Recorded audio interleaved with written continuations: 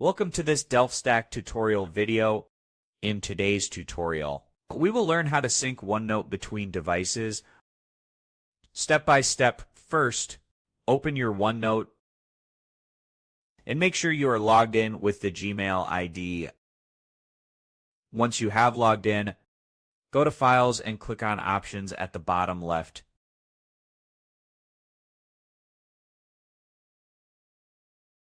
Once you're in, search for the sync option, which is usually on the fourth row. Click it and make sure this toggle is always turned on.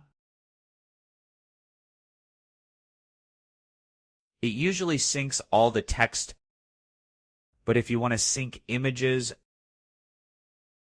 you have to toggle this on and click on OK. And that's it. Your OneNote is now synced across all your devices. For more productivity tips, check our next video on DelftStack tutorial.